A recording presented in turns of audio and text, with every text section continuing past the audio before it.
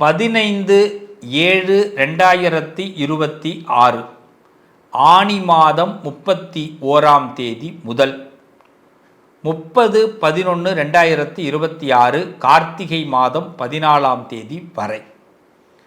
இன்னும் எளிமையாக இங்கிலீஷில் சொல்கிறேன். 15/7/2026 தமிழ் மந்தில் ஆனி 31 அதுலேருந்து ஸ்டார்ட் பண்ணி 30/11/2026 கிருத்திகை தமிழ் மந்தில் 14th வரை.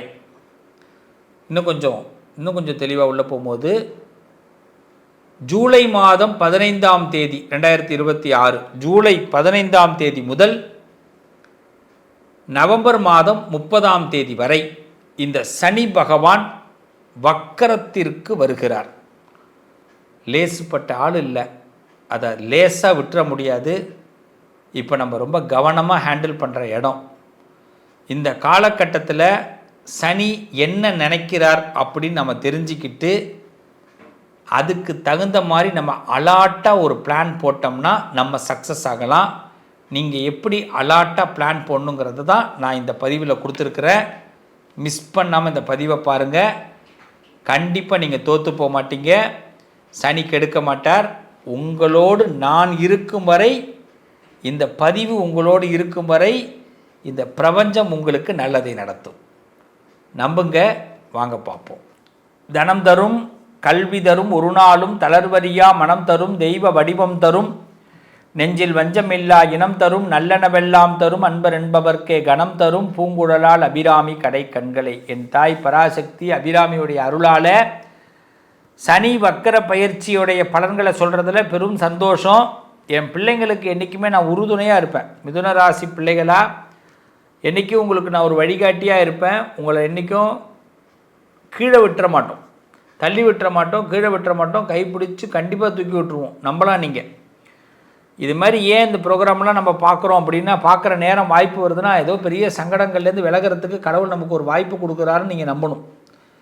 இப்போ மிதுன ராசிக்கு இந்த வக்கர பலன் எப்படி இருக்குன்னா, தொழில் ஸ்தானமான 10வது இடத்துல சனி இருக்கார். அதில் போய் வக்கரம் அடைகிறார். அப்போ என்னன்னா, சனியோடைய காரகத்துவத்தை நம்ம சரியாக புரிஞ்சுக்கணும். தொழில் ஸ்தானத்தில் இந்த ஆள் வக்கரம் அடைகிறாருன்னா, இப்போ நான் 3 பாயிண்ட்டாக உங்களுக்கு சொல்ல போகிறேன். முதல்ல சனியினால் என்ன பாதிப்பு வரப்போகுது, என்ன விடிவு காலம் வரப்போகுது, அதுக்கு என்ன பரிகாரம், இதை பற்றி தான் நம்ம பேச போகிறோம். ஆல்ரெடி மிதுன ராசிக்காரவங்க பார்த்திங்கன்னா சிந்தனைகளை துரிதமாக செயல்படுத்தணும்னு ஆசைப்படக்கூடியவர்கள்.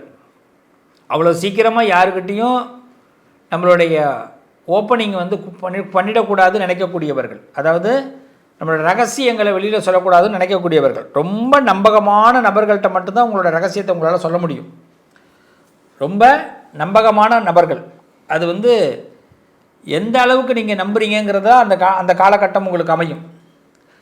ஏன்னா அந்த காலகட்டத்தில் நீங்கள் எந்த அளவுக்கு உங்களுடைய நம்பிக்கையை பெரிய அளவில் கொண்டு போகணும். மிகப்பெரிய நம்பிக்கைக்குரிய நட்சத்திரமாக சிம்மராசிக்கு இந்த மிதுன ராசிக்காரர்கள் கண்டிப்பாக இருப்பீங்க.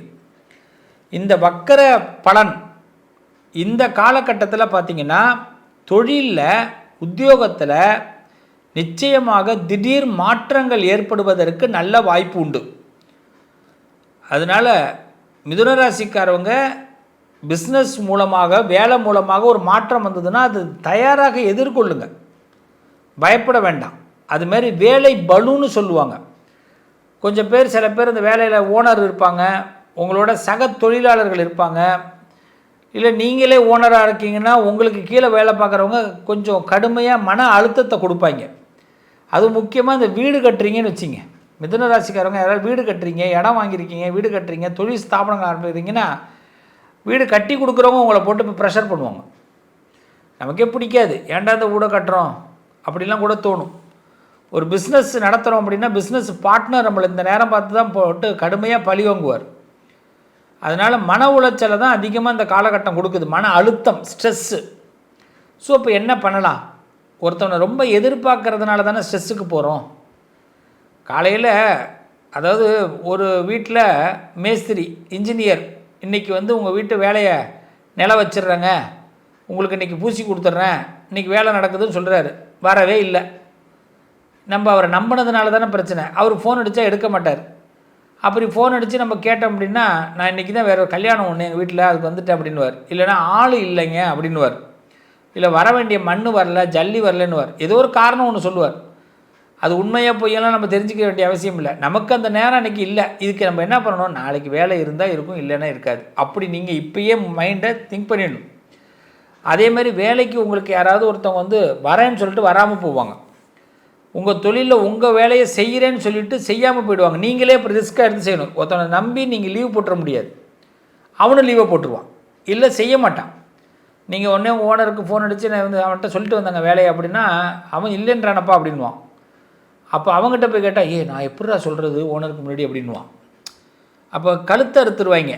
இந்த வக்கர பல 138 நாள் ஒரே ஒரு விஷயந்தான், யாருக்கிட்டையும் நம்பி பொறுப்பை ஒப்படைக்காதீங்க. நாளைய நாளில் இவன் அந்த காரியத்தை செய்வான்னு நம்பி இருக்காதீங்க.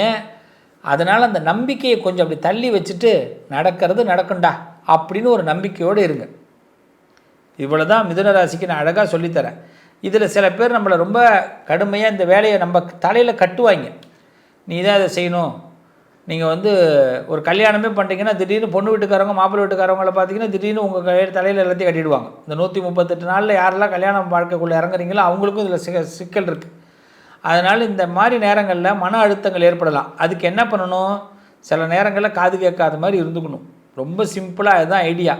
எதிர்பார்க்காமல் இருந்துக்கணும். இதை முதல்ல நல்லா தெளிவாக தெரிஞ்சுங்க. சரி, நல்லது என்னங்க நடக்கும் அப்படின்னா, கடினமான உழைப்பு. நீங்கள் நான் இப்போ சொன்ன பார்த்தீங்களா, என்ன நடந்தாலும் பரவாயில்லையா, நான் சரியாக என் வேலையை செய்வேன் அப்படின்னும் போது மேலதிகாரிகளுடைய பாராட்டு கிடைக்கும். குடும்பத்து நண்பர்களால் பாராட்டு கிடைக்கும். பரவாயில்லையே, இவ்வளோ சங்கடத்தில் இந்த விஷயத்தை முடிச்சிட்டியே அப்படின்னு உங்களை பாராட்டுவாங்க. இப்போ தான் நம்ம தைரியமாக இருக்கணும். மிதுன ராசிக்காரவங்க இந்த நேரத்தில் தான் கோட்டை விட்டுறக்கூடாது. அதனால் இந்த வக்கர காலத்தில் இறுதியில் பதவி உயர்வு, ப்ரமோஷன் நிச்சயமாக நடக்கும். 100% நீங்கள் நம்பலாம். உங்களை வந்து லாஸ்ட் எண்டில் இந்த 138 நாளில் பார்த்தீங்கன்னா 125 நாளைக்கு பிறகு ஒரு 15 நாள் வாக்குக்குள்ளே உங்களுக்கு பாராட்டு கிடைக்கும், பதவி உயர்வு கிடைக்கும். நீங்கள் முன்னாடி உங்களை கொஞ்சம் மன அழுத்தத்தை ஏற்படுத்துவாங்க. கடுமையாக சில விஷயங்கள் நமக்கு நெருக்கடி, யாரும் வேணும்னு செய்யலை, அவனும் உங்கள் நேரம் அவனும் டக்கு டக்குன்னு விலகி நிற்பான். அப்போ நம்ம என்ன பண்ணணும், யாரையும் திட்டிடக்கூடாது, யாருக்கிட்டையும் கோவப்பட்டுறக்கூடாது. ஸோ இதை மட்டும் ஃபஸ்ட்டில் நீங்கள் ஒரு 100 நாள் பயன்படுத்துங்க. அடுத்த 38 நாளில் கண்டிப்பாக இறுதியில் பதவி உயர்வு, ப்ரமோஷன், நல்ல பேர். நீங்கள் முன்னாடி நடந்துக்கிட்டதுக்கு உங்களை மாதிரி முடியாதுங்க அப்படின்னு மிதுன ராசிக்கு சொல்லும் போது உங்களுக்கே காலர் அப்படி தூக்கி விடும் மாதிரி இருக்கும். எப்படி இருக்கும், சந்தோஷமா? அவ்வளோதான். வக்கர பயிற்சி நல்லா இருக்குது, பயப்படாதீங்க. இதில் என்ன பண்ணணும் அப்படின்னா, சனிக்கிழமை பிள்ளையார் கோயிலுக்கு போங்க. முக்கியமாக பிள்ளையார் கோயிலில் போயிட்டு, முக்கியமாக அந்த அரச மரத்தடியில் பிள்ளையார் இருப்பார். அப்படி இல்லைன்னா பிள்ளையார் எங்கே இருக்காரோ அவருக்கு நெய் விளக்கு, நெய் தீபம், இல்லைன்னா நல்லெண்ணெய் தீபம் பிள்ளையாருக்கு ஏற்றுங்க. ஒரு நல்லெண்ணெய் தீபம் போட்டுட்டு பிள்ளையாரை 7 தடவை சுற்றி வந்து பிரார்த்தனை பண்ணுங்க. நிச்சயமாக நல்ல மாற்றம் ஏற்படும். 8 தடவை சுற்றுங்க, 7 வேணாம், 8 தடவை சுற்றுங்க பிள்ளையாரை. 8 டைம்ஸ் சுற்றிட்டு நீங்கள் கண்டிப்பாக பிள்ளையாருக்கு வழிபாடு பண்ணுங்கள். சனிக்கிழமையில் பிள்ளையாரை கும்பிடுங்க. அரச மரத்தடியில் பிள்ளையார் இருந்தால் ரொம்ப சந்தோஷம்.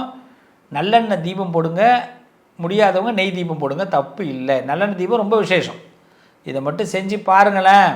மிதுன ராசிக்காரவங்க ரொம்ப சிறப்பாக இருப்பீங்க. இல்லைன்னா அரச மரத்தடியில் எந்த சாமி இருந்தாலும் சரி, தட்சிணாமூர்த்தி இருப்பார். சில பேருக்கு தட்சிணாமூர்த்தி இருப்பாங்க, நாகர் இருப்பாங்க, ஏதாவது அரச மரத்தடியில் சிவன் இருப்பார். ஒரு மரத்தடியில் இருக்கிற சிவன், மரத்தடியில் இருக்கிற விநாயகர், மரத்தடியில் இருக்கிற மகமாயி, அது மாதிரி மரத்தடியிலேயே எனக்கு சாமி இல்லைங்க அப்படின்னா நம்ம சாதாரண விநாயகர் கோயிலுக்கு போயிட்டு, சிவாலயத்தில் விநாயகர் கோயிலுக்கு போயிட்டு நீங்கள் தரிசனம் பண்ணுங்கள். சனிக்கிழமையில் மாலை நேரத்தில் ஒரு 8 சுற்று மட்டும் சுற்றுங்க பிள்ளையாரை, அந்த சிவனை சுற்றுங்க. நிச்சயமாக நம்பி செஞ்சு பாருங்கள், உங்களுக்கு எந்த பிரச்சனையும் வராது, நல்லது நடக்கும். உறவுகளே, என் நண்பர்களே, இந்த சனி வக்கர பயிற்சியை பற்றி இப்போ பார்த்துருக்குறோம். இந்த வக்கர பயிற்சி காலகட்டத்தில் நாம் சில விஷயங்களை ரொம்ப தெரிஞ்சுக்கிறோம். வக்கர பயிற்சி அப்படின்னு சொல்லும்போது பயந்துட வேண்டாம். இந்த சாஸ்திரங்கள், இந்த கிரக நிலைகள் பார்த்திங்கன்னா, ஒரு கிரகம் வந்து ரிவர்ஸில், அதாவது பின்னோக்கி போவது போல் ஒரு தோற்றம், இதுதான் வக்கர பயிற்சின்னு பேர். இப்போது உங்கள் ராசியில் எந்த இடத்துல இருக்காருன்னு சொன்னேன் இல்லையா, அவர் பின்னோக்கி போகும்போது என்னாகும், அவருடைய பலன்கள் வந்து கடந்த கால விஷயங்களில் கொஞ்சம் எடுத்துப்பார். நம்மளை வந்து அவர் ஒரு அடி, நம்ம எப்பயுமே ஒரு அடி முன்னாடி வைக்கிறோம், எல்லா இடத்துலையும் ஒரு அடி முன்னாடி வைக்கிறோம். இந்த காலகட்டத்தில் சனி பகவான் ஒரு அடி பின்னாடி வைக்கிறார்.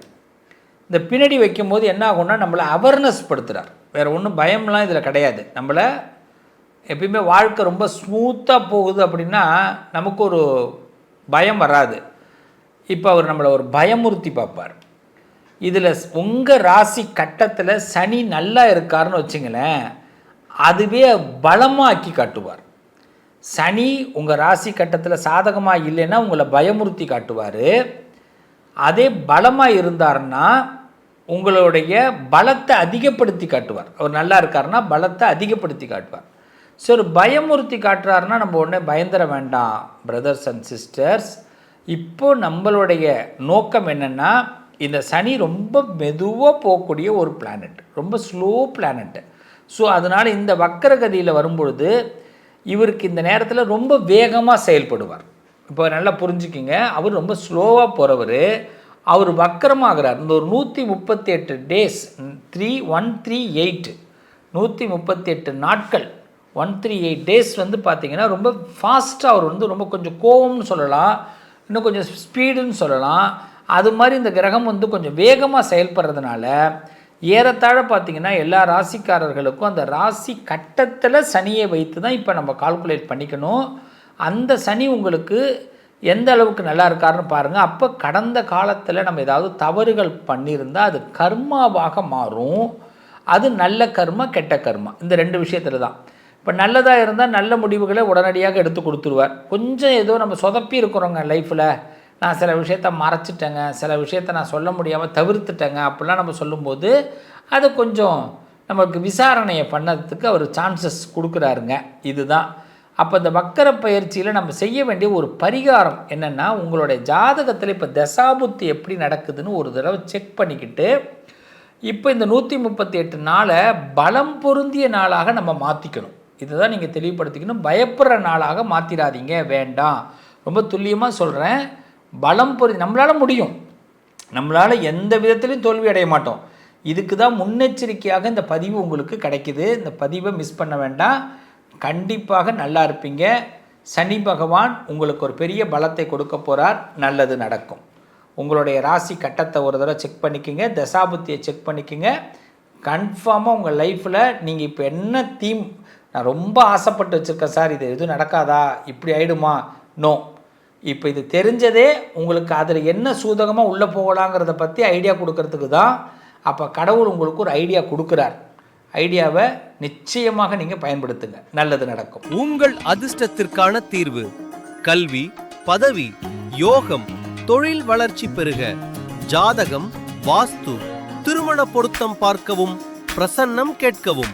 Positive lion doctor Sivasri Manikanda Sivam. தொடர்பு கொள்ள வேண்டிய வாட்ஸ்அப் எண் 7904137178.